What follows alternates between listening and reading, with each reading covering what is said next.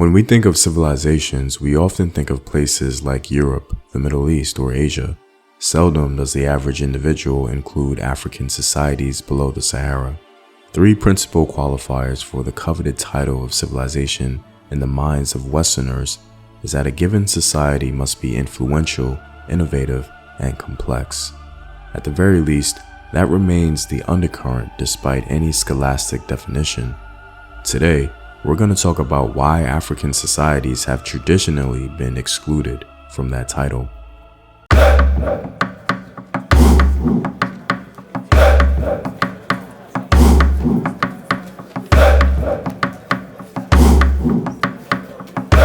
What up, African world? It's Somteam here, and welcome back to another video of African history, culture, and worldview. By supporting this channel on Patreon, you're helping in the creation of these videos and contributing to this content. The link to Patreon is in the description box below. Also, stay tuned with a word from my sponsors. Hello, my name is Howard Dorsey. I'm 54 years old. I'm here to talk about my experience with Herbal Results. I was getting sick, so I went to the doctor. And they told me that my blood pressure was high, my cholesterol was borderline or high, so I was very sick. You know, sometimes I thought I was dying at some point. And I ordered a bottle of olive leaf extract. This is how the bottle comes in. And within the first probably week and a half, 2 weeks, I checked my blood pressure and it was back down to normal. It was like 120/80. My cholesterol went down to 125. You know, I definitely believe that olive leaf extract from Herbal Results saved my life. And that's real. I mean, I recommend it to everyone in my family, my friends, and we've seen a lot of results in that manner as well. Purchase now at herbalresults.net. To begin, this video is not an attempt to seek inclusion or acceptance from traditional Western standards. It's simply an attempt to document a particular historical phenomenon. This video is primarily theory-based, designed to be an inference to the best explanation. That being said, other ideas or perspectives are plausible and welcome. The foundation of this video will challenge popular perceptions about what a civilization is, and not the definitions advanced by scholars.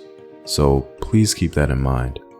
Depending on the source or the scholar, the definition or idea of civilization may vary. Some may put more emphasis on particular elements and others not so much. Even though the definition of a civilization is at times debated or revised, a common theme within a definition seems to be the advancement of a complex socio-political structure capable of producing high levels of art, scientific discovery, and influential technology.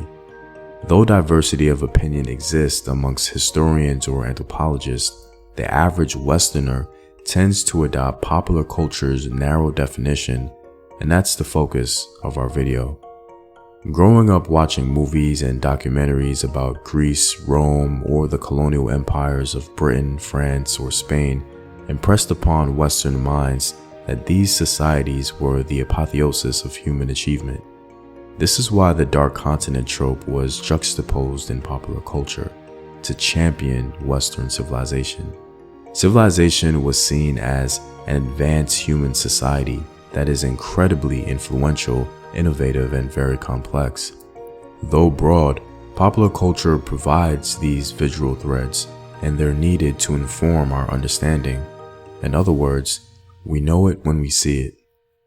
Unfortunately, because we've been trained to positively identify the visual threads of civilization, in reality, we can't trust what we see. And this is the principal reason why many African societies below the Sahara have been excluded from the title of civilization. The Dark Continent, Dark People with Dark History narrative is a powerful blinder. Scholar Christopher Ehret reminds us that the obstinate exclusion of this title in relation to African societies below the Sahara is not sustainable if we're to critically assess the history. Unfortunately, the most common applications of civilization both by historians and by the public are fraught with value judgments. Societies and peoples are only too commonly described as civilized or uncivilized, or to have civilizations or to lack it. To speak thus is to rely on mystification in place of substantive description and analysis. Christopher Ehret outlines the highly problematic nature of the term's application in the discourse and what it suggests. Relying on the term civilization unbalances our understanding of history as well. In most textbooks of ancient history and world history, what topics get the principal attention? The short answer is civilizations. Those societies designated as civilizations are treated as if they were the centers of almost all innovation and of all the really important developments. They tend to be viewed fallaciously as culturally more complicated, artistically more accomplished, and technologically more advanced than those societies that are labeled as non-civilizations. The fact that many key technological innovations in human history began and much great art was produced in other, less stratified, non-urban societies is glossed over. Christopher Ehret rightfully points out that many interacting societies formed what we acknowledge as civilizations. This salient point brings us to the issue of influence when it comes to African societies. As mentioned previously, being influential was among the prerequisites for a civilization in our Western minds. African societies below the Sahara seem to be strikingly lacking in that department, and this is one of the reasons why it does not qualify in the visual thread we invented for civilization. However, upon closer observation, this might not be fair to the African continent. The Mediterranean or the Middle East region is considered by many to be the cradle of civilization. The reason for this may affirm scholar Christopher Ehret's point of the many interacting societies perspective. On the surface level, the Mediterranean and the Middle East from early in its history had the privilege of access. The people in those regions were able to interact with many other peoples very different from themselves. Thus, an echo chamber of very influential urban settlements began to appear. Obviously, this is just a theory, but at the very least, it gives an explanation to the lack of influence coming out of Africa below the Sahara. It's not that Africans were short of innovation or influence. The massive Sahara Desert, the largest subtropical desert in the world, became a geographical barrier. I'll give a brief example. Anatolia, or modern-day Turkey, was incredibly influential because this is where iron technology spread to many parts of the world. However, they were not the first people to accomplish this level of human achievement. According to multiple sources, Africans below the Sahara were the first to achieve iron technology. In the case of ironworking, the earliest dated sites in the world for the smelting of iron, going back 4,000 or possibly more years, are located in the Central African Republic and neighboring parts of Cameroon in the middle of the continent. Iron production activities are documented to have taken place as early as 3000 through 2500 BC. Unfortunately, this groundbreaking human achievement in Africa has not reached the airwaves of popular culture, but the point is, though Africans independently invented this groundbreaking process, they were not geographically privileged enough, like the Anatolians, to influence others, and thus, one of the pillars of human civilization, iron technology, was not attributed to African societies. Now, granted, both these early African and Anatolian societies would not be deemed as civilizations in the traditional or popular culture sense. However, that's not the point. Africans below the Sahara weren't allotted the privilege of influence like other regions were throughout the world, and this lack of influence, principally due to geographical barriers, contributed to their non-civilization status. Let's take another minor example of geographical barriers. Popular culture seemingly acknowledges that Mansa Musa was the wealthiest sovereign in human history. However, if Mansa Musa did not take his legendary Hajj to Mecca, no one in the world would have known him. Imagine for a moment a sovereign in the Middle East, Asia, or Europe possessed Mansa Musa's wealth. Not only would they have access to global innovation to significantly advance their state, but they would undoubtedly become the most popular human in history, with their civilization perhaps being seen as primary. That's the cost of a geographical barrier. Despite the Mali Empire being a complex, civilized African state, it had limited access to global innovation or recognition.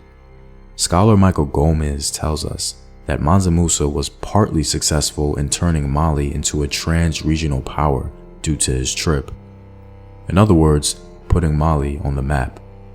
Think about it like this: an African king literally had to be the wealthiest human in history just to be recognized as a legitimate power or having derived from a civilization. Finally, we have to address the complexity issue. Historically, African societies were not deemed as complex structurally. Organized socio-political structures were largely seen as a Eurasian or non-African phenomenon. However, close examinations reveal the complexities of various African states demonstrated by numerous scholars. Interestingly enough, ancient or medieval democratic structures are evinced in the literature as it concerns African statehood.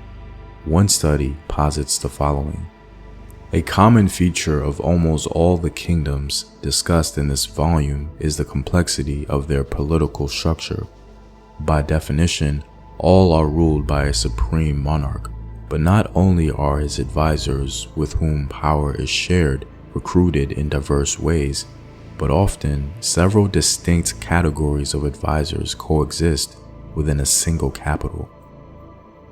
Scholar Chancellor Williams brilliantly delineates how early European writers, in attempts to scold African societal practices, inadvertently revealed a democratic process in Africa. One European explorer was upset that an African ruler continually denied him an audience, but according to Chancellor Williams, the reason was more layered. Now, the explorer, without knowing it, was actually reporting how African democracy worked.